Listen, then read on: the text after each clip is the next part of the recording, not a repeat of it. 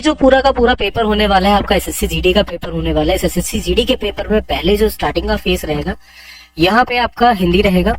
उसके बाद में जो आपका फेस रहेगा इस हिंदी के जस्ट बाद में अगर हम लोग यहाँ पे बात करते हैं तो आपका जीके जीएस का सेशन हो जाएगा, फिर उसके बाद में रीजनिंग का, फिर लास्ट में जाके आपका मैथ्स का।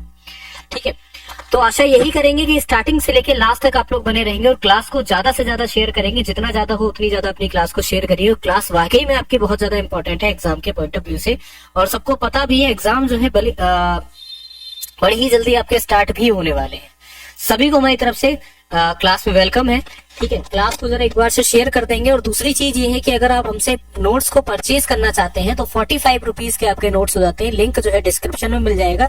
जैसे ही आप उस लिंक पे क्लिक करेंगे आप सीधा सीधा हमारे यहाँ पे व्हाट्सएप ग्रुप पे पहुंच जाएंगे। सिर्फ 45 रुपीज के नोट्स, उसमें आपको सारी चीजें मिल जाएंगी। Model paper, previous year paper, किस तरह का क्वेश्चन पेपर आता है, एक एक चीज आपको वहां से क्लियर हो जाएगी। ठीक है, तो सभी लोग क्लास को शेयर कर दीजिए अगर अभी तक आपने क्लास को शेयर नहीं करा है। सभी का welcome, very good evening to all of you. Class में बात करते हैं। यहाँ पे पहला क्वेश्चन आपके सामने है कि अनुचित बातों के लिए जो आग्रह करा जाता है उसको आपका क्या बोलते हैं? कुआग्रह बोलते हैं, दुराग्रह बोलते हैं, दुर्भिक्रय बोलते हैं, या फिर आपका दुर्वह बोलते हैं। एक चीज को हमेशा याद रखना कि कोई भी अनुचित बात हो जब उसके लिए आग्रह करा जाए तो उसको क्या बोला जाता है? उसको आपका दुराग्रह बोला जाता है। ठीक है, तो बी वाला ऑप्शन हमारा यहाँ पर क्या हो जाएगा? करेक्ट हो जाएगा। जो जीतने की इच्छा रखता है उसको क्या बोलते हैं? जिज्ञासु, अजय, धीवर, या फिर जिगीसु।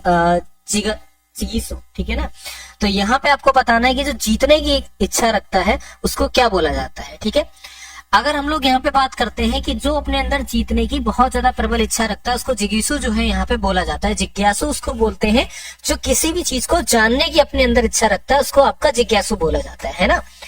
ईशत का आपको क्या बताना है यहाँ पे? ईशत का आपको यहाँ पे उचित विकल्प विलोम शब्द बताना है कि ईशत का जो विलोम शब्द है वो क्या होगा? अलम होगा, प्रचुर होगा, उपयुक्त होगा, या फिर ठीक होगा? चलिए जल्दी से बताएंगे। तो ईशत का क्या हो जाता है? यहाँ पे अलम हो जाता है। ठीक है, चलिए अगला देखिए कि उत्सुक का पिपायु होता है, अनुत्सुक होता है, जिज्ञासु होता है, या फिर आपका दर्शनार्थी होता है। उत्सुक का अनुत्सुक, तो सीधा सीधा आप इस पर टिक लगा दोगे, आगे बढ़ जाओगे। ठीक है, अगला क्वेश्चन देखो। मैंने अपनी आंखों की वह घटना देखी। मैंने अपनी आंखों की वह घटना देखी, यहाँ पे त्रुटि किस भाग में बताना है? मैंने अपनी आंखों की वह घटना देखी, या फिर यहाँ पे कोई भी त्रुटि ही नहीं है। ठीक है, तो जल्दी से बताएंगे कि जो हमारा सही उत्तर है वो क्या है। तो यहाँ पर समझते हो, चलो मैंने अपनी आंखों की वह घटना देखी, तो यहाँ पर क्या? मैंने अपनी आंखों से वह घटना देखी है ना, तो आंखों की यहाँ पे नहीं हो सकता, मतलब आंखों से मैंने देखी है। तो बी वाले भाग में आपकी क्या है? तो यहाँ पे आपकी त्रुटि होगी। ठीक है, यह मेरा भाई है, यह मेरे साथ रहता है, यह मेरा भाई है, यह मेरे साथ रहता है। अब यहाँ पे बताओ कि किस भाग में जो है वो आपकी त्रुटि दे रखी है। ठीक है, यह किसी भी भाग में आपका त्रुटि नहीं है। यह मेरा भाई है, यह मेरे साथ रहता है, यह मेरा भाई है जो मेरे साथ रहता है। ठीक है ना, क्या हो जाएगा? यह मेरा भाई है जो मेरे साथ रहता है। चलिए अगला देखिए कि प्राचीन काल में मध्य प्रदेश धार्मिक, सांस्कृतिक, आर्थिक और राजनीतिक क्रियाकलापों का मुख्य डैश रहा है? बाजार रहा है, घर रहा है, क्षेत्र रहा है, या फिर आपका केंद्र रहा है? ठीक है, मध्य प्रदेश के बारे में यहाँ पर पूछा जा रहा है। जब प्राचीन समय में जो रहा है वो क्या रहा है? बाजार रहा है, घर रहा है, क्षेत्र रहा है, या फिर आपका केंद्र रहा है? तो बहुत आसान सा जवाब है इसका कि सर जहां पे बहुत सी चीजें, अगर अभी प्रेजेंट में बात करते हैं तो प्रयागराज एक ऐसा केंद्र है जहां पे आपको धार्मिक, सांस्कृतिक, आर्थिक चीजें मिल जाएंगी, है ना। क्षेत्र नहीं है, क्षेत्र उसको बोलते हैं जब एक एरिया में लोग रह रहे होते हैं, उस एरिया को क्षेत्र से डिफाइन करते हैं। घर तो है ही है, ठीक है, मध्य प्रदेश के अंदर बहुत सारे घर हैं। बाजार तब बोलते हैं जब यहाँ पे किसी चीज की, कोई भी चीज जो है यहाँ पे बिक रही होती है, तब उसको बाजार से इंडिकेट करते हैं। तो आप क्या बोलोगे कि यहाँ पर क्या रहा है? ये केंद्र रहा है ना। चलिए अगला देखिए कि सरकार की नीति है कि हिंदी के प्रयोग को प्रेरणा, प्रोत्साहन, वाद से बढ़ाया जाए, दबाव से, सद्भावना से, दंड से, या फिर धन से। क्या किसी को धन देकर हिंदी बोलने पर यहाँ पे लागू कर ही जा सकता है? ये बोला जा सकता है भैया धन ले लो, तुम हिंदी बोलते रहो, ऐसा नहीं है, है ना। मैं भी अभी पढ़ा रहा हूँ तो कुछ मेरे मुंह से ऐसे इंग्लिश के वर्ड लिख लेंगे, ठीक है, उसको नहीं रोक सकते हैं।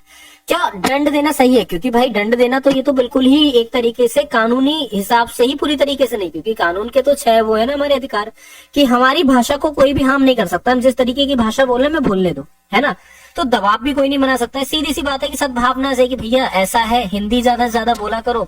अगर हिंदी हमारी मातृभाषा, जितना ज्यादा से ज्यादा बोलोगे उतनी ही अच्छी बात है, हमारे देश के लिए गर्व की बात है। ठीक है, अब देखो क्लियर हो गया यहाँ तक सभी को? चलो अब यहाँ पे बताओ कि किस वाले भाग में जो है वो आपका शुद्ध भाग जो है वो आपका कौन सा नहीं है।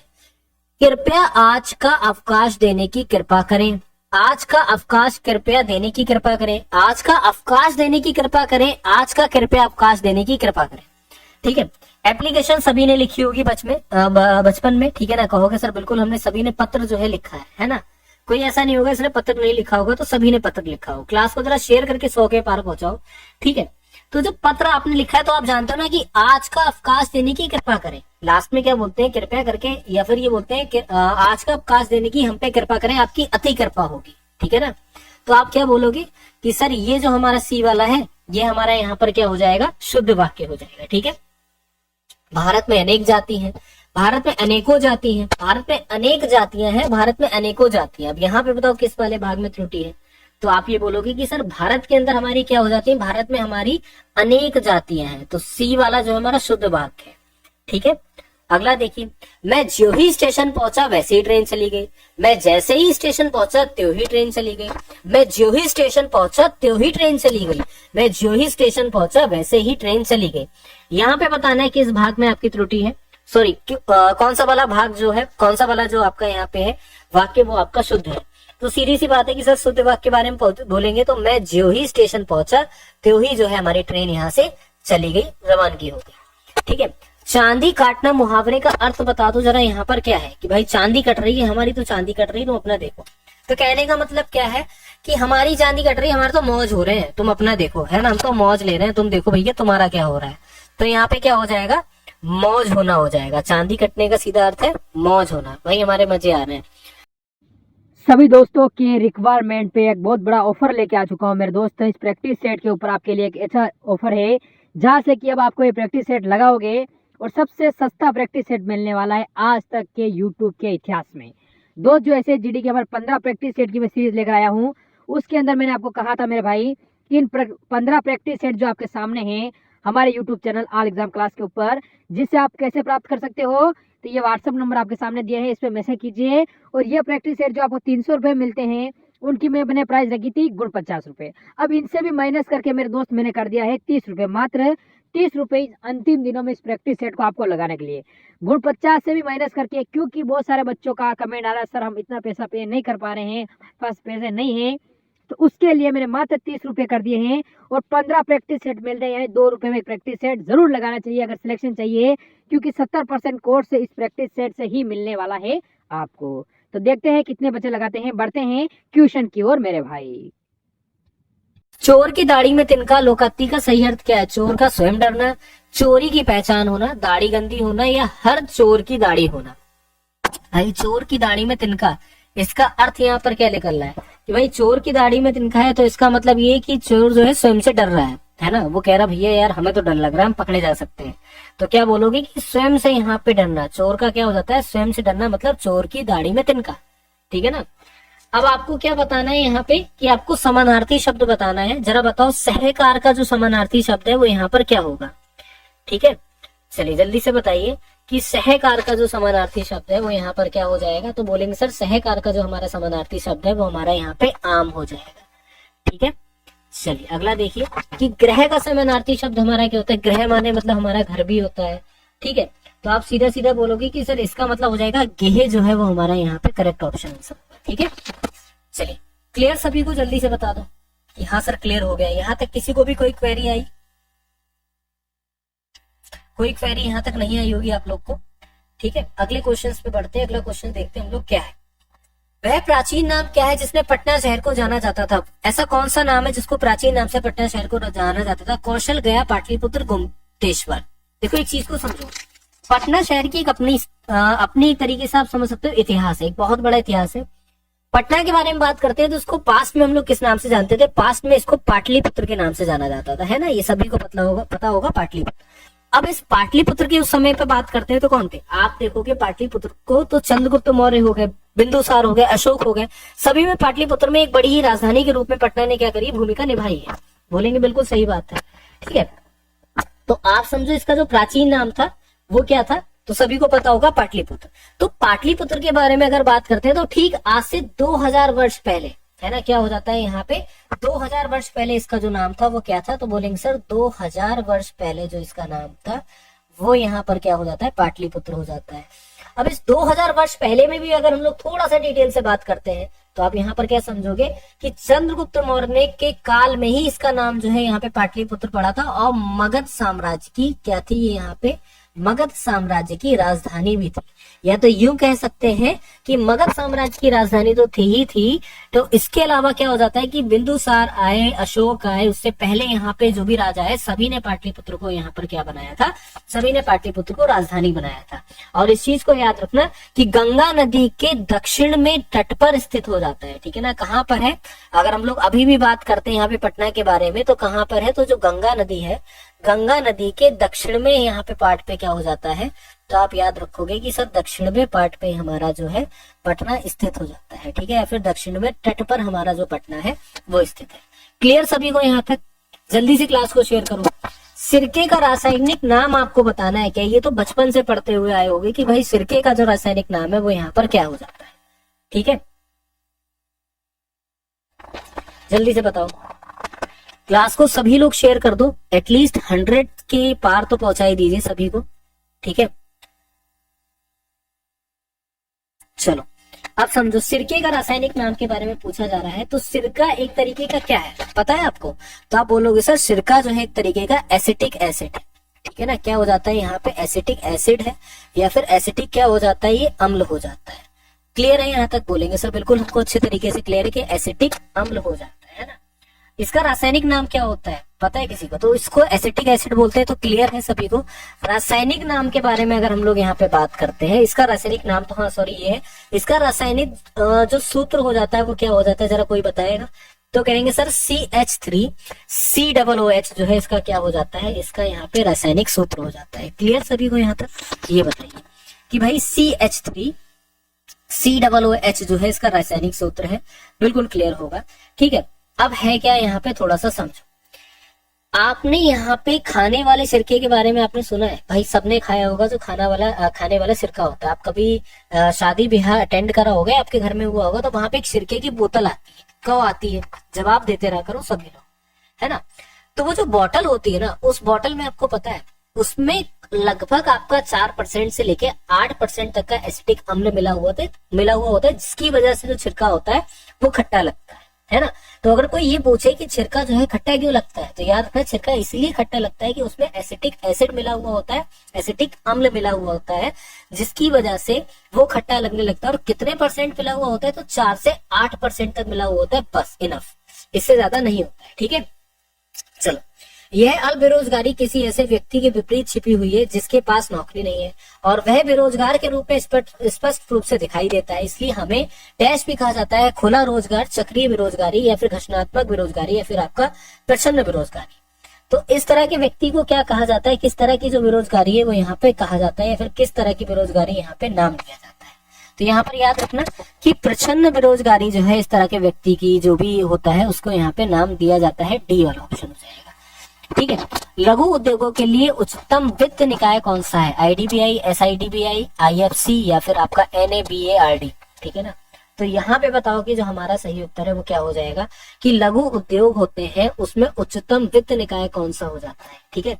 तो हम लोग यहाँ पर क्या याद रखेंगे कि भारत में लघु उद्योग जो होते हैं, ठीक है, भारत लघु उद्योगों के बारे में बात करेंगे तो यहाँ पे SIDBI जो है वो हमारा करेक्ट ऑप्शन आंसर हो जाएगा, बी वाला, ठीक है ना। क्या हो जाएगा? SIDBI हो जाएगा, ठीक है। अब SIDBI की स्थापना कब होती है जरूर याद रखना। कोई भी अगर ऐसा निकल के आता है तो स्थापना जरूर याद रखा करो कि इनकी स्थापना जो है कब होती है।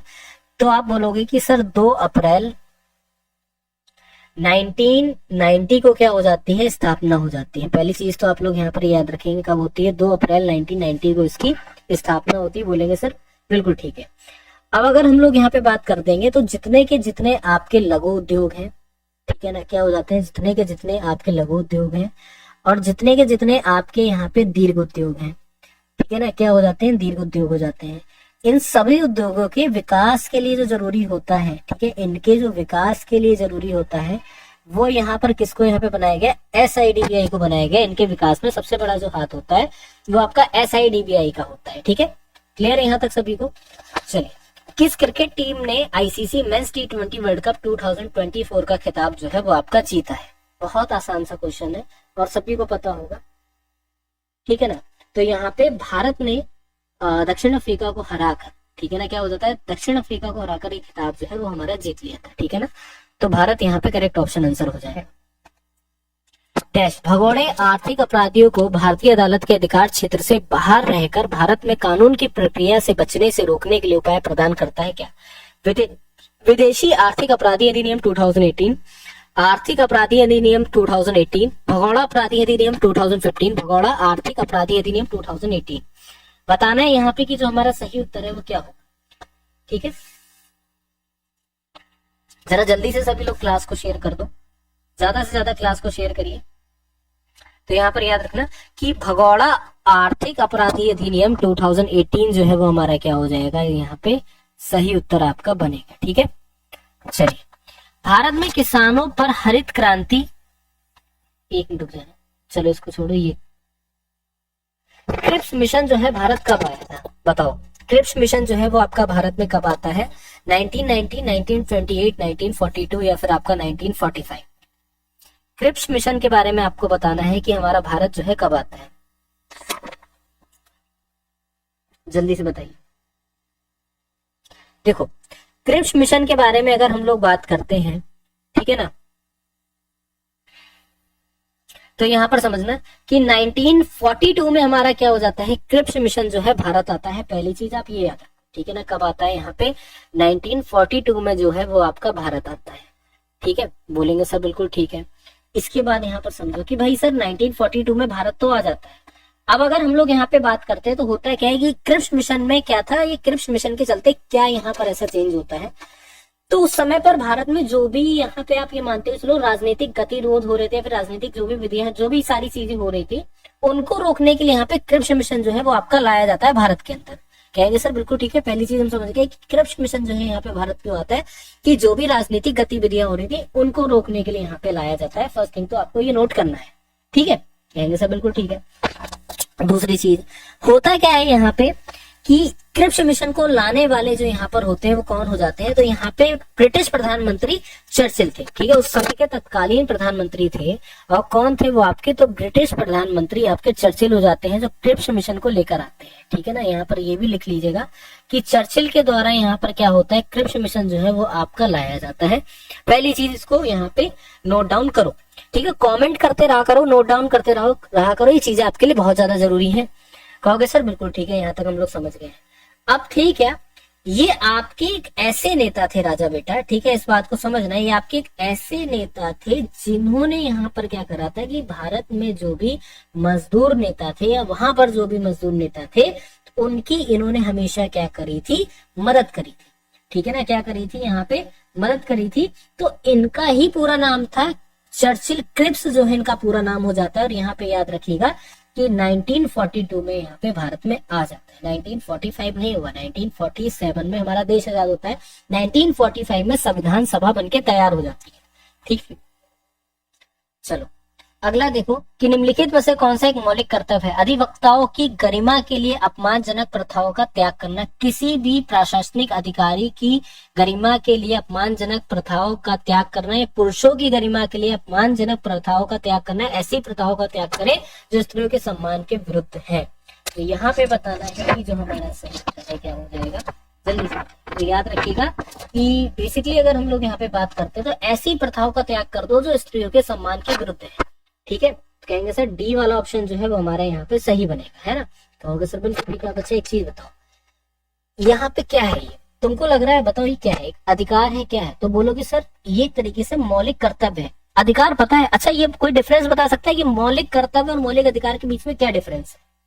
किसी को पता है कि जो हमारे अपने राइट्स हैं ठीक है ना, हमारे जो अपने राइट्स हैं और जो हमारे कर्तव्य बनता है कि हमें ये चीज करनी करनी है, इनके बीच में डिफरेंस क्या है? मौलिक कर्तव्य और मौलिक एक तरीके से आपके अधिकार के बीच। तो बोलोगे सर एक सिंपल सा फर्क है। सिंपल सा फर्क क्या है कि जो चीज हमें हमारे अधिकारों को रोके, ठीक है ना, अब सपोज करो कि आपका राइट है कि आपको पढ़ाई करनी है, बोलोगे सर बिल्कुल अच्छे तरीके से हम जानते हैं हमारा राइट है कि हमें पढ़ाई करनी है, ठीक है, ये आपका राइट बोलता है। हमारा राइट ये है कि कोई व्यक्ति को अगर कोई यहाँ पे पढ़ाई नहीं करने दे रहा है, कोई एक व्यक्ति किसी की जबरदस्ती जबरन शादी करवा रहा है या फिर ये कह रहा है कि तू पढ़ाई नहीं करेगा घर में बैठ, तो उसको ये चीज याद दिलाना कि भाई तुम्हारा भी राइट है कि तुम्हें पढ़ाई करनी है। तो ये कर्तव्य और ये किसमें डिफरेंस है? यहाँ पे अधिकार में डिफरेंस है। तो ये हमारा मौलिक कर्तव्य है कि ऐसी प्रथाओं को त्यागी कर दे जो स्त्री के सम्मान के विरुद्ध जा रही है ना। क्या है मौलिक कर्तव्य? चीज आपको क्लियर हो गई। अब है क्या, अब ये जो मौलिक कर्तव्य आप यहाँ पे देख रहे हो, ठीक है ना, तो इसमें भी यहाँ पर क्या होता है, ठीक है, इसमें भी बेटा कोई भी चीज ना चेंज करने के लिए बहुत सारे रूल्स होते हैं, बहुत सारे। तो ऐसी चीजें, ऐसे मौलिक कर्तव्य भी तो बनने चाहिए ना। हाँ, 6 मौलिक अधिकार है, ऐसे मौलिक कर्तव्य तो बनने चाहिए जिन चीजों से ये चीजें बंद हो जाए। तो उनके लिए यहाँ पर क्या करा गया था? सरदार स्वर्ण सिंह समिति का गठन करा गया था, ठीक है।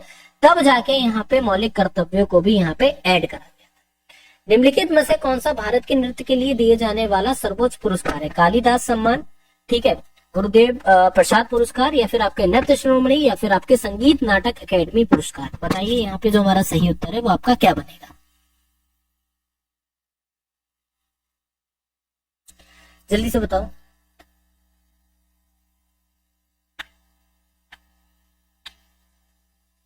ठीक है, तो हम लोग अगर यहाँ पे बात करते हैं तो सबसे सर्वोच्च जो आपका यहाँ पे पुरस्कार हो जाता है वो ऑप्शन नंबर डी, आपका संगीत नाटक पुरस्कार, संगीत नाटक अकेडमी पुरस्कार यहाँ पे आपका हो जाता है।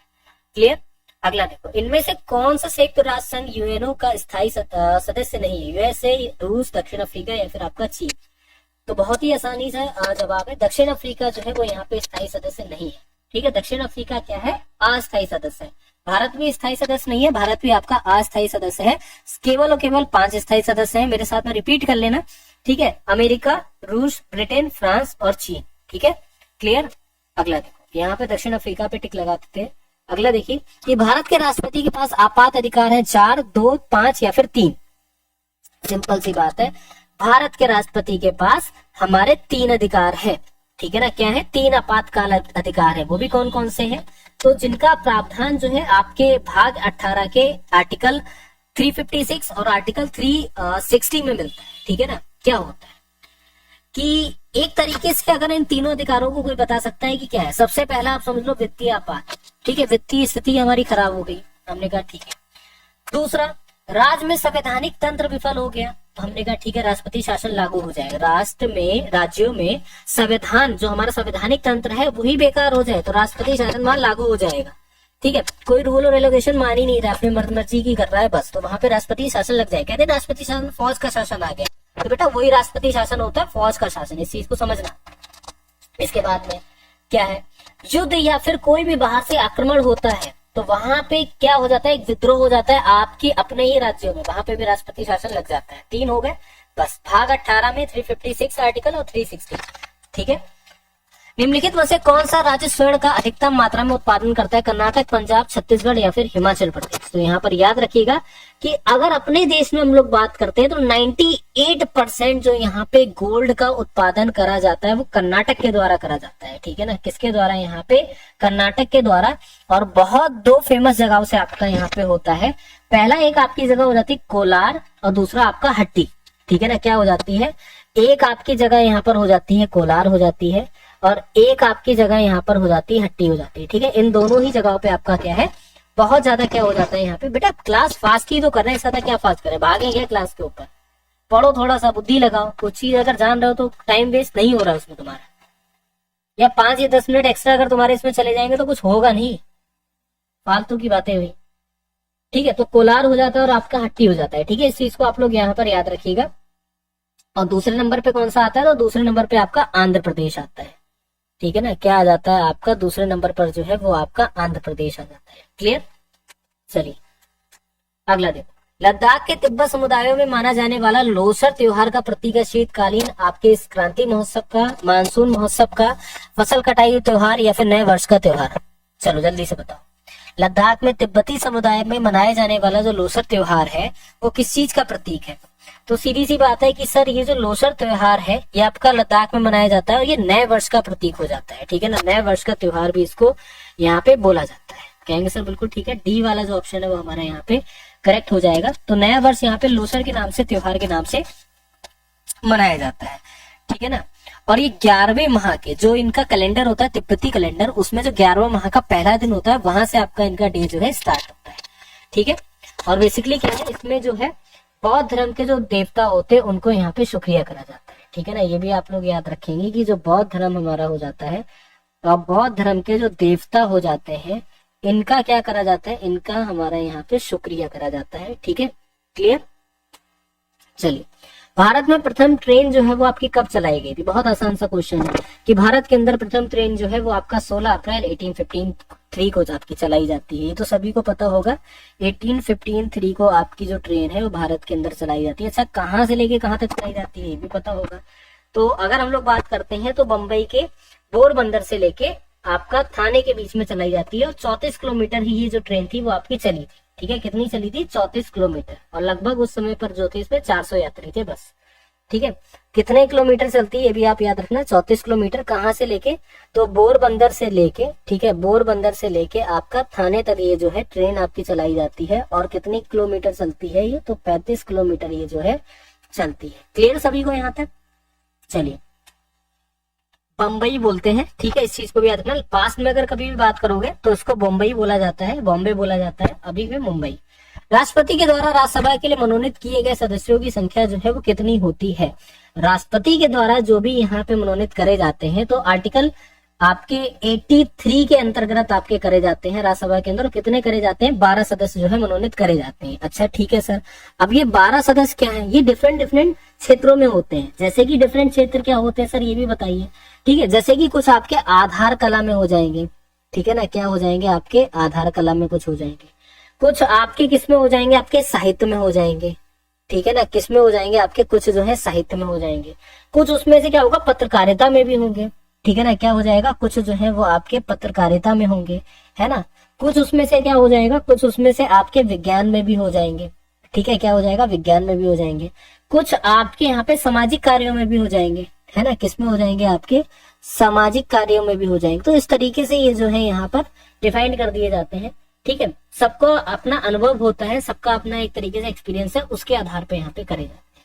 भारत की 5वीं पंचवर्षीय योजना का मुख्य उद्देश्य क्या था? गरीबी हटाना, गरीबी उन्मूलन, अपशिष्ट प्रबंधन या फिर वनोन्मूलन या फिर आपका राज्यों का केंद्रीकरण, ठीक है। याद रखना एसएससी जीडी का पेपर देने जा रहा हूँ, सारी की सारी पंचवर्षीय योजनाओं को रट के जाना, वरना तुम्हें दिक्कत होगी बहुत ज्यादा। पंचवर्षीय योजना से क्वेश्चंस बनते ही बनते हैं, ठीक है। तो आत्मनिर्भरता और गरीबी उन्मूलन जो है वो आपका करेक्ट हो जाएगा। सभी दोस्तों की रिक्वायरमेंट पे एक बहुत बड़ा ऑफर लेके आ चुका हूँ मेरे दोस्त। इस प्रैक्टिस सेट के ऊपर आपके लिए एक अच्छा ऑफर है, जहाँ से कि अब आपको ये प्रैक्टिस सेट लगाओगे और सबसे सस्ता प्रैक्टिस सेट मिलने वाला है आज तक के यूट्यूब के इतिहास में। दोस्त जो ऐसे जीडी के हमारे 15 प्रैक्टिस सेट की मैं सीरीज लेकर आया हूँ, उसके अंदर मैंने आपको कहा था मेरे भाई इन 15 प्रैक्टिस सेट जो आपके सामने हैं हमारे YouTube channel all exam class के ऊपर, जिससे आप कैसे प्राप्त कर सकते हो, तो ये व्हाट्सअप नंबर आपके सामने दिए हैं, इस पर मैसेज कीजिए। और ये प्रैक्टिस सेट जो आपको 300 रुपये मिलते हैं, उनकी मैंने प्राइस रखी थी गुण 50 रुपये। अब इनसे भी माइनस करके मेरे दोस्त मैंने कर दिया है 30 रुपये, मात्र 30 रुपये अंतिम दिनों में इस प्रैक्टिस सेट को आपको लगाने के लिए। गुण 50 से भी माइनस करके, क्योंकि बहुत सारे बच्चों का कमेंट आ रहा है सर हम इतना पैसा पे नहीं कर पा रहे हैं, पास पैसे नहीं है, तो उसके लिए मैंने मात्र 30 रुपये कर दिए हैं। और 15 प्रैक्टिस सेट मिल रहे हैं, 2 रुपये में एक प्रैक्टिस सेट जरूर लगाना चाहिए अगर सिलेक्शन चाहिए, क्योंकि 70% कोर्स इस प्रैक्टिस सेट से ही मिलने वाला है आपको। तो देखते हैं कितने बच्चे लगाते हैं, बढ़ते हैं क्वेश्चन की ओर मेरे भाई। चलिए अब आ जाते हैं यहाँ पर से हम लोग रीजनिंग के सेशन पर। रीजनिंग का सेशन आपके सामने है और यहाँ पे लिखा है कि बॉम्बे को किसी कोड लैंग्वेज में YABMOB लिखा जाता है, YABMOB लिखा जाता है। उसी लैंग्वेज में आपको बताना है लखनऊ को क्या लिखा जाएगा। कुछ नहीं, डिफरेंस देखो कुछ भी नहीं। बॉम्बे में आपको क्या डिफरेंस लग रहा है, तो सीधा सा नजर हमने देखा बॉम्बे और YABMOB। मतलब इन्होंने क्या कर दिया है, y को पहले लिख दिया, a को पहले लिख दिया, b को फिर यहाँ पे लिख दिया, भाई ये भी यहाँ समझ गए। उसके बाद कुछ देखना ही नहीं है ना हमको। हमने लखनऊ को देखा, हम समझे WON हमारा पहले आ जाएगा, WON हमारा वॉन यहाँ पर से है, फिर उसके बाद में हमारा क्या हो जाएगा, बॉम्बे में अगर हमने यहाँ पे देखा तो ये पूरा चेंज हो गया, MOB हो गया यहाँ पे। तो मतलब यहाँ पे के तक तो ये आपका सेम ही रहेगा, WNK, तो मतलब ए वाला आपका ऑप्शन आंसर है करेक्ट। खत्म कर दीजिए, क्वेश्चन हो गया क्लियर। ठीक है, क्या हो जाएगा कि सर ए वाला जो है वो हमारा करेक्ट ऑप्शन आंसर होगा। बस अगला देखो, अब बताओ प्रश्न चिन्ह की जगह पर यहाँ पे कौन सा वाला जो है करेक्ट आपका ऑप्शन आंसर होगा। ठीक है, क्लियर दिख रहा होगा क्वेश्चन सभी को, यहाँ पे चित्र भी दिख रहा होगा। बताइए क्वेश्चन मार्क के प्लेस पे हमारा सही उत्तर क्या बनेगा। चलिए सॉल्व करते हैं। भाई एक चीज बताओ कि यहाँ पे 51 कैसे आ सकता है, तो हमने कहा सर 4 की 4 से मल्टीप्लाई कर देते हैं, कितना होता है 16। ठीक है, 7 पंजे हमारा कितना होता है 35, 35 और 16 हमारा कितना बनता है, 35 और 16 हमारा बनता है 51। बनता है कि नहीं बनता है, जरा ये बताओ। कहेंगे सर बिल्कुल बनता है।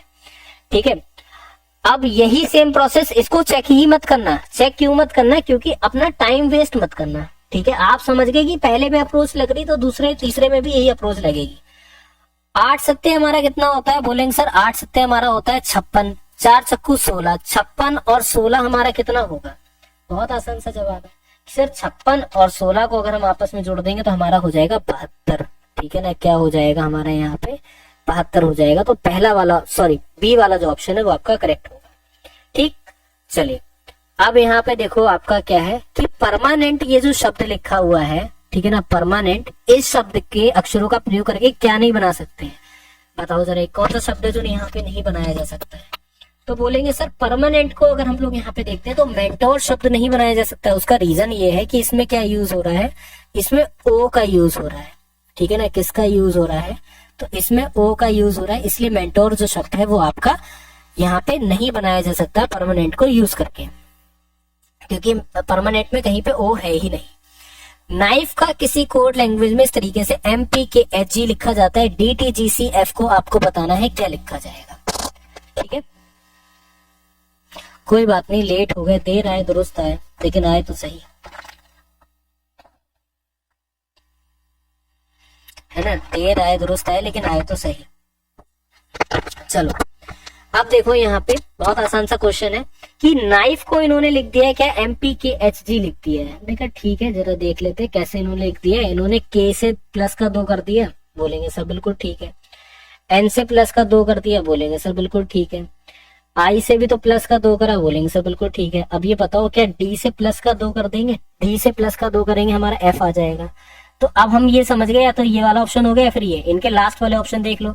F से प्लस का 2 कर देंगे तो कितना होता है, F से प्लस का 2 करने पे हमें H मिलता है, तो B वाला ऑप्शन आंसर करेक्ट है। बस क्वेश्चन सॉल्व करके आगे बढ़ जाएंगे। ठीक है ना,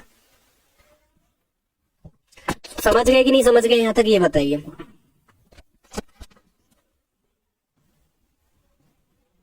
क्लियर हो रहा है, और जरा 2 मिनट का वेट करिएगा, बस 1 मिनट के लिए।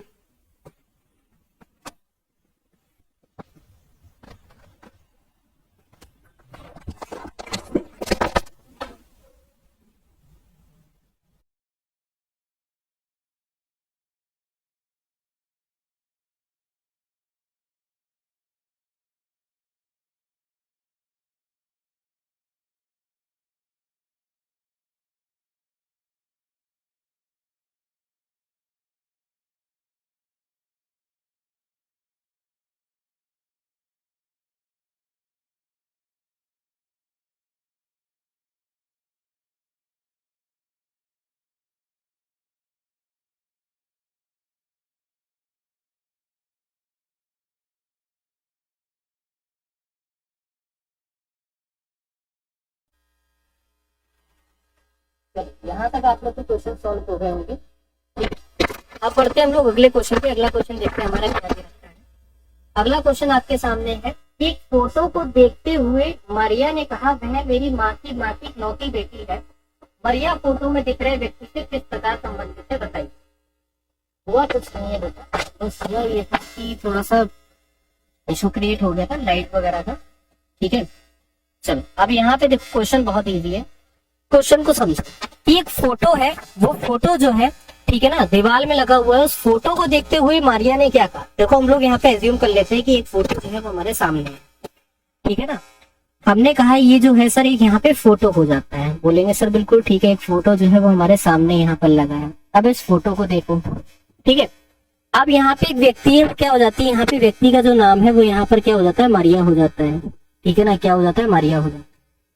अब मारिया इस फोटो को देख रही है और कह रही है वह मेरी, ठीक है ना, फोटो को देखते हुए क्या कह रही है मारिया कि वह जो इस फोटो में है मेरी माँ की इकलौती बेटी है। फिर से समझना, यहाँ पे मारिया कह रही है वह मेरी माँ, जो मारिया की यहाँ पे माँ है, ठीक है ना, उसकी क्या है यहाँ पे इकलौती बेटी है। मारिया फोटो में देख रहे व्यक्ति से किस प्रकार संबंधित, तो जरा बताओ कि यहाँ पे सही उत्तर क्या हो जाएगा, ठीक है। तो आप क्या बोलोगे कि मारिया फोटो में जो दिख रहे हैं व्यक्ति की क्या हो जाती है, यहाँ पे बेटी हो जाती है। तो सी वाला जो ऑप्शन है वो क्या हो जाएगा, यहाँ पे करेक्ट आपका ऑप्शन आंसर बनेगा, ठीक है। अब अंग्रेजी शब्दकोश के हिसाब से इसको फिर से अरेंज करिए और बताइए कि जो हमारा सही आंसर है वो यहाँ पर क्या, ठीक है ना। चलिए जल्दी से बताओ, अंग्रेजी शब्दकोश के हिसाब से इसको अरेंज करो। तो अंग्रेजी शब्दकोश के हिसाब से अरेंज करने से पहले देखो पी आई तो सभी में दे रखा है, फिर उसके बाद में जी है यहाँ पे, ठीक है, फिर यहाँ पे पी है, फिर वी है, फिर एल है, ठीक है। तो अगर इस हिसाब से हम लोग देखेंगे तो हमारा क्या होगा, जी वाले जो है वो हमारे पहले आ जाएंगे, मतलब जी में भी अगर हम लोग देखेंगे तो फोर्थ वाला पहले आ जाएगा, फिफ्थ वाला बाद में होगा। 4 5 से स्टार्टिंग से डी ऑप्शन की, और यही हमारा करेक्ट है ना। एबीसीडी अगर देखोगे तो एबीसीडी में भी अगर आप यहाँ पे देखोगे तो जी जो है पहले आता है, A B C D E F G H I J K L M N O P, ठीक है। तो यहाँ पे फोर्थ वाला पहले आ जाएगा क्योंकि यहाँ पे ई है, फिफ्थ वाले में एम है, ठीक है। क्लियर हो गया सभी को, और याद रखिएगा हमारे व्हाट्सएप ग्रुप से सभी लोग जुड़ जाएगा, ठीक है। ये एसएससी जीडी के लिए आपका ग्रुप है, आप यहाँ पे बहुत ही इजीली जुड़ सकते हैं। लिंक पे क्लिक करेंगे आप सीधा हमसे व्हाट्सएप पे पहुंच जाएंगे, जुड़ जाएंगे। 257 226 197 क्वेश्चन मार्क के प्लेस से बताना है कि हमारा जो सही आंसर है वो क्या है। बहुत आसान है, ये बताओ कि 257 और 226 के बीच में डिफरेंस कितना है, तो बोलेंगे सर -31 का डिफरेंस है ना। 226 और 197 के बीच में कितने का डिफरेंस है, सभी को आवाज जो है बिल्कुल प्रॉपर आ रहा है क्या, ये बताओ।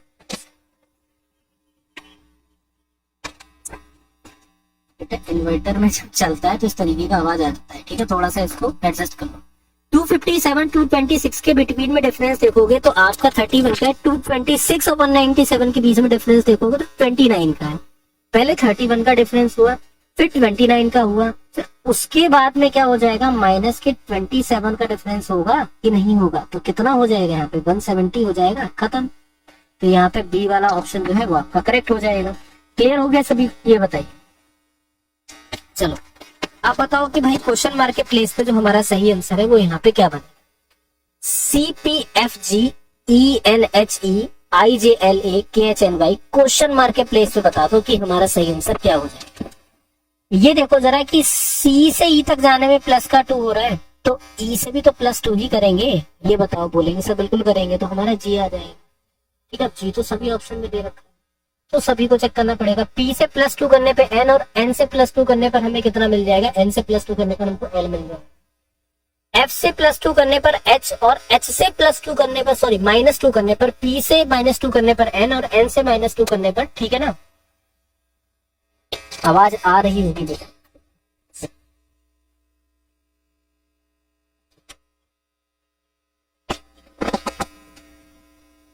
आवाज सभी को आ रही है, बस थोड़ी सी झंझनाहट आ रही है, ठीक है, उसमें कोई इतना इशू नहीं है, आवाज आ रही है, झंझनाहट सी है, ठीक है।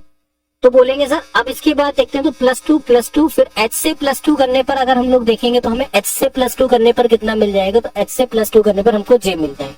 तो GLJ मतलब आपका पहला वाला जो ऑप्शन है वो करेक्ट बन जाएगा, ठीक है। चलो बेमेल का चयन करिए, जो यहाँ पे डिफरेंट बने उस डिफरेंट वन को यहाँ पे चूज करिए, बताइए कि सर ये डिफरेंट बने या फिर ये डिफरेंट। JM NP RS और GS बता दो भाई डिफरेंट वन यहाँ पे कौन सा। देखो RS को छोड़कर बाकी सब में आपको एक एक का डिफरेंस दिख रहा होगा, आप पढ़ लो यहाँ पे ABCD NOP, ठीक है ना। यहाँ पे देखो NOP होगा डिफरेंस ही तो है, ठीक है। तो सबके बीच में एक एक का डिफरेंस है, लेकिन RS के बीच में आपका एक का डिफरेंस नहीं। अगला क्वेश्चन देखो आपका आ जाते हैं, अगला क्वेश्चन आपका यहाँ पर से मैथ का सेशन जो है वो आपका स्टार्ट हो जाता है, और यहाँ पे बताएंगे कि जो हमारा सही आंसर है वो आपका क्या बना, ठीक है। चलिए, बहुत अच्छे क्वेश्चन है, मैथ को समझना इतनी कोई खतरनाक नहीं है कि आप समझना पाओ। यदि किसी विद्यालय में कुल विद्यार्थियों में 60% लड़के और लड़कियों की संख्या 972 है, ठीक है, एक बात समझो कि एक कोई विद्यालय है, उस विद्यालय के अंदर जो कुल विद्यार्थियों में क्या हो जाता है, कुल विद्यार्थियों में 60% लड़के हो जाते हैं।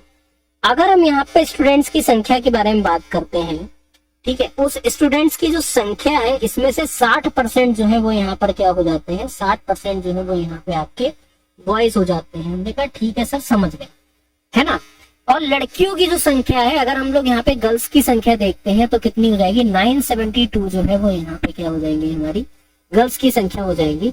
तो उस विद्यालय में कुल कितने लड़के हैं ये बताओ।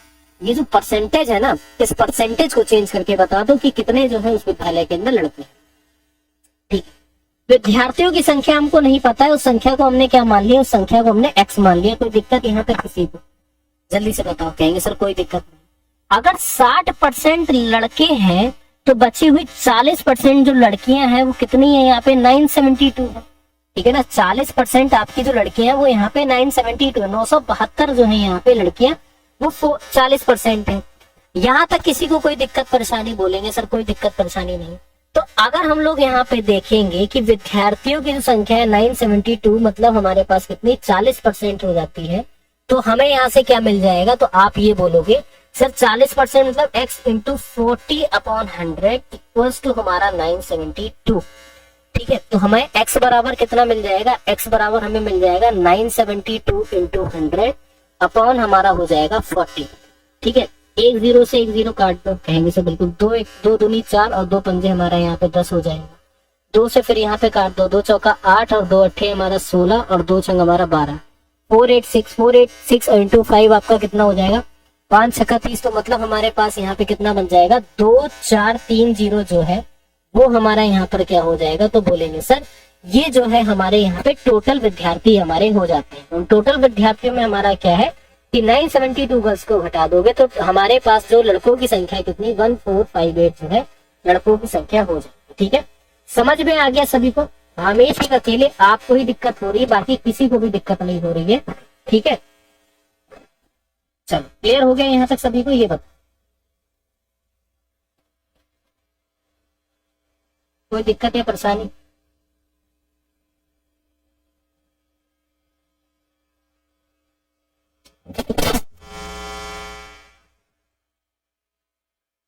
ठीक है,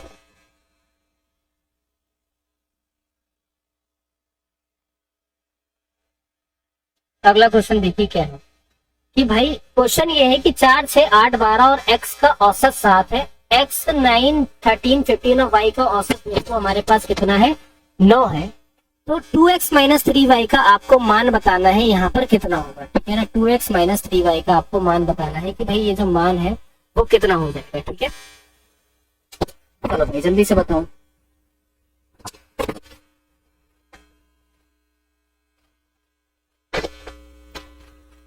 थोड़ा सा एडजस्ट कर लो वॉइस को, इतना भी दिक्कत मान रहे हैं दिक्कत है, लेकिन ऐसा भी तो है कि आपको प्रॉपर, अब देखो वॉइस की इशू ये भी क्लियर हो जाएगा। थोड़ा सा एडजस्ट करना सीख जाओ, है ना। अगर थोड़ी सी वॉइस की दिक्कत आ रही है तो उसको एडजस्ट।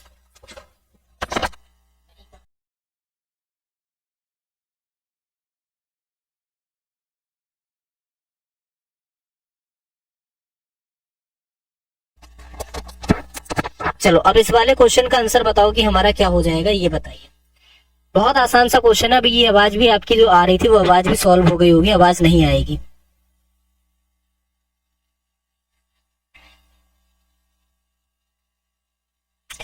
देखो 4, 6, 8, 12 और x का औसत यहाँ पे कितना दे रखा है, 7 दे रखा है। समझना यहाँ पे बड़े ध्यान से, ठीक है, कि भाई 4 हो गया, ठीक है ना, 6 हो गया, 8 हो गया, 12 हो गया और x का जो औसत दे रखा है वो कितना दे रखा है, कितने टोटल है यहाँ पे नंबर 5 है, 7 दे रखा है, ठीक है। हमें निकालना क्या है, 2x माइनस 3y का मान निकालना है। बात को समझो, हमें 2x माइनस 3y का मान निकालना है। अब देखो, और एक तरफ आपको x प्लस 9 प्लस 13 प्लस 15 और प्लस y का जो हमको औसत दे रखा है वो कितना दे रखा है, वो हमको 9 दे रखा है।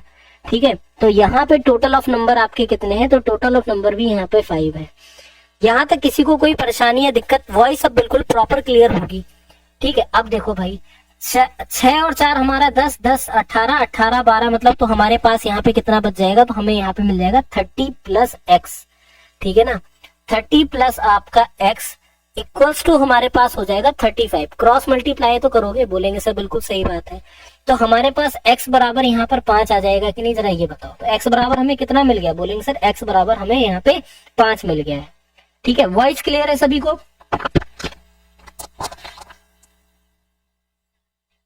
ठीक है, अब बिल्कुल प्रॉपर है वॉइस। अब इसी तरीके से जरा y वाला हम लोग यहाँ पे एवरेज निकाल लेते हैं, कितना आ रहा है।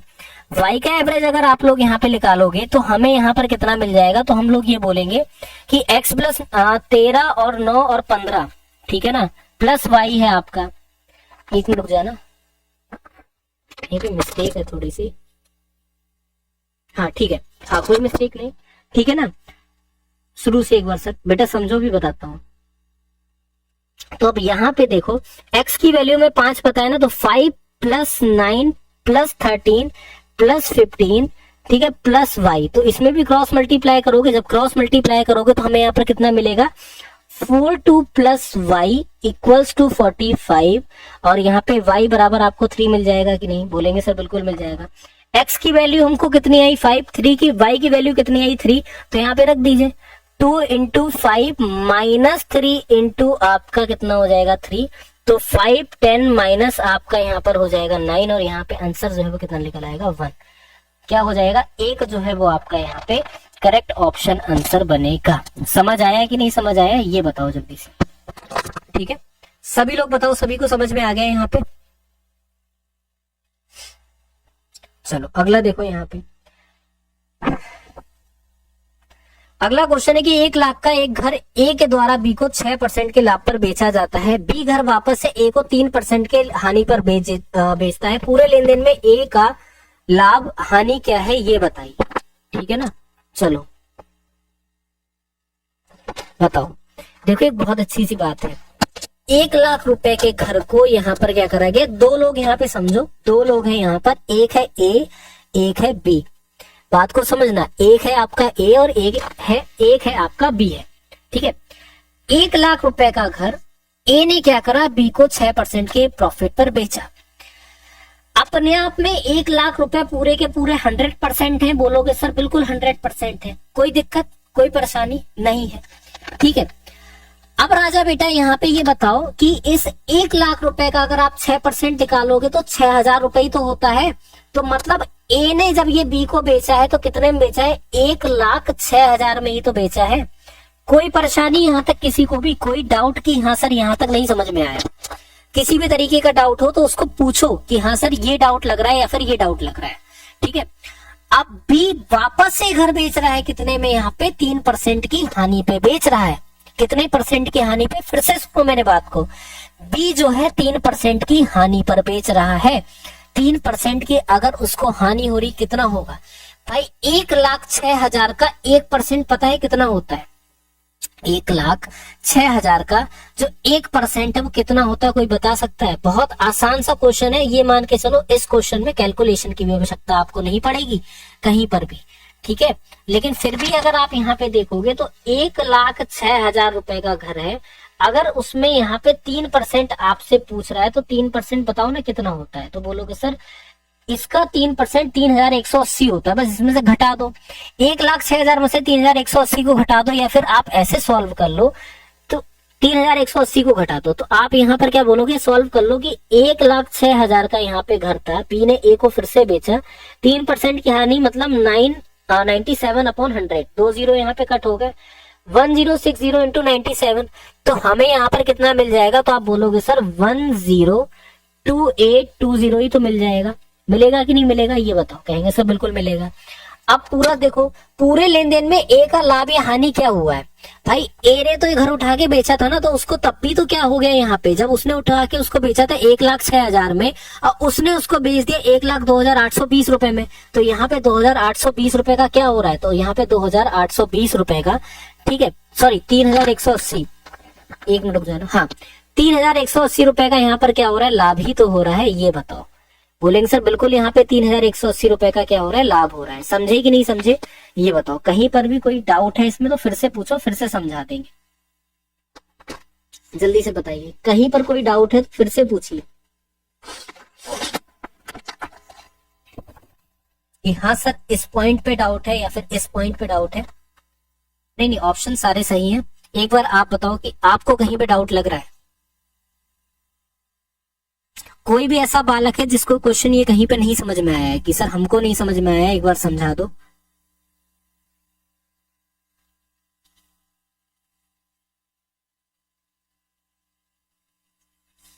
सभी को समझ में आ गया, अगले क्वेश्चन पे बढ़े।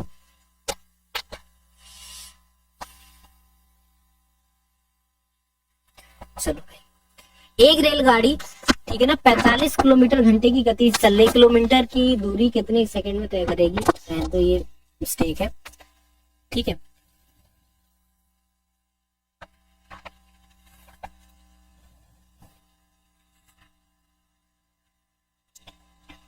एक बार और बता दूं, ये बताओ।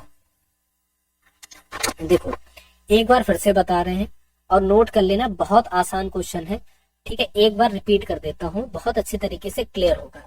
क्वेश्चन को सब लोग मेरे साथ समझना, ठीक है ना। आप क्वेश्चन नहीं समझोगे तो आपको नहीं समझ में आने का है। पहले लैंग्वेज समझो, यहाँ पे क्या है। 1,00,000 रुपए का एक घर ए के द्वारा बेचा जाता है बी को।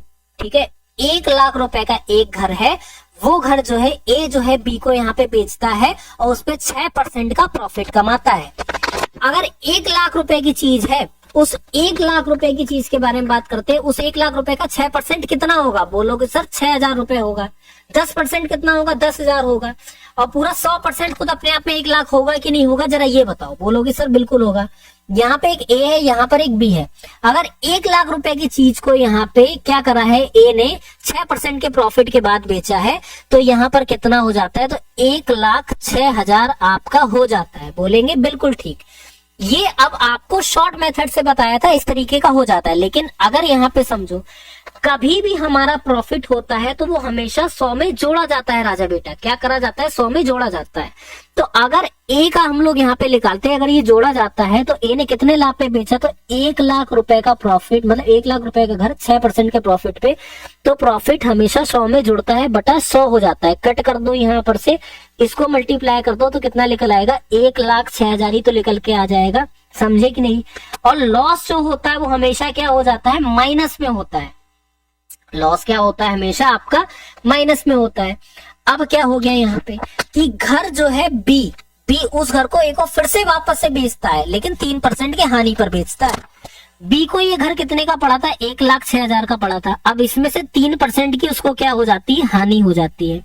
ठीक है ना, क्या हो जाती है, 3% की हानि। अब जरा ये बताओ कि 3% की जब आपकी हानि होगी तो 1,06,000 में से 3% की हानि मतलब 97/100 होगा कि नहीं होगा, ये बताओ। अभी सब बता रहे हैं, सब्र रखो राजा बेटा। बोलेंगे सर बिल्कुल हो जाएगा। तो जब आप इसको कट करोगे तो हमारे पास कितना निकल के आ जाएगा, 1,28,020। ठीक है ना, कितना हो जाएगा आपका, ये अमाउंट निकल के आ जाएगा 102,820 निकल के आ जाएगा। समझ गए कि नहीं समझ गए कि जब बी ने घर बेचा तो ए को कितने का पड़ा, आपके सामने लिखा है ना, ए को कितने का पड़ा। यहां तक क्लियर। अब बोल रहा है कि पूरे लेन देन में ए का लाभ हुआ है कि हानि हुआ, ये बता दो। तो ए ने जब ये घर कितने का बेचा था, 1,00,000 का बेचा था, 1,06,000 का बेचा था। ए ने ये घर जो है कितने का बेचा था, 1,06,000 का बेचता है। ठीक है, और दोबारा से उस घर को कितने खरीदता है, 1,02,820 रुपए में खरीदता है। बचा हुआ अमाउंट इसमें से कितना आ रहा है, तो उसको प्रॉफिट कितना हुआ, 3,180 रुपए का ही तो प्रॉफिट हो रहा है। बताओ समझे कि नहीं समझे, जल्दी से बताओ। समझ गए सभी लोग, फंसा बुद्धि में कि नहीं फंसा।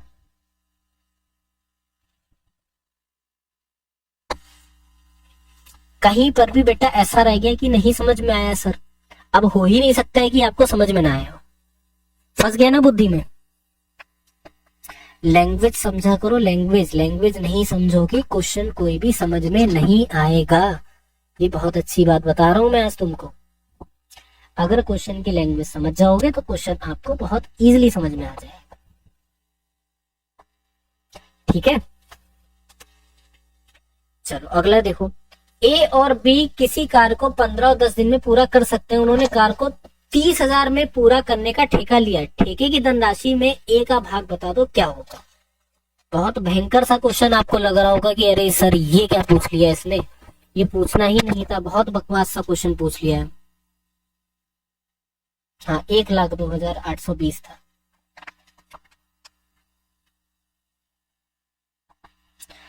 चलो भाई, एक बात बताओ जरा हमको कि ए और बी किसी कार्य को कितने दिन में पूरा कर रहे हैं? 15 और 10 दिन में पूरा कर सकते हैं। दोनों ने मिलकर 30,000 का ठेका ले लिया है। उस ठेके में बता दो ए का कितना भाग है, बात खत्म, क्वेश्चन ही सॉल्व। कोई दिक्कत यहां तक बोलेंगे सर? कोई दिक्कत नहीं है। चलो आ जाओ भाई। ए और बी ने जो अपना काम यहाँ पर करा है, तो ए और बी का जो काम है 1/15, ठीक है, रेशियो 1 कितना हो जाएगा, 10 हो जाएगा। ठीक है, कोई दिक्कत?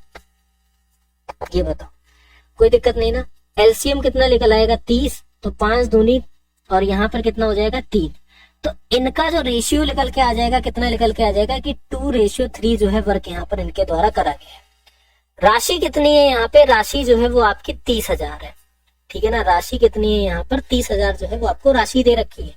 तो ए का भाग ही तो बताना है, बहुत आसान है भाई।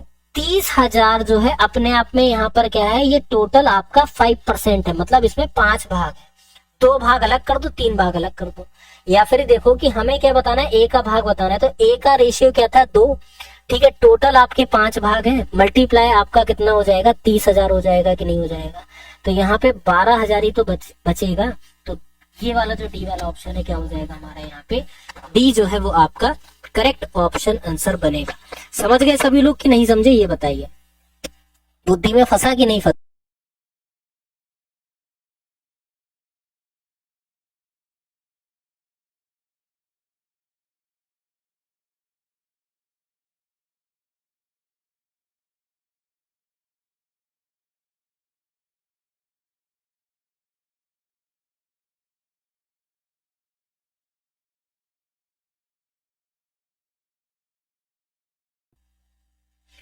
चलिए, क्लियर हो गया यहां तक सभी को?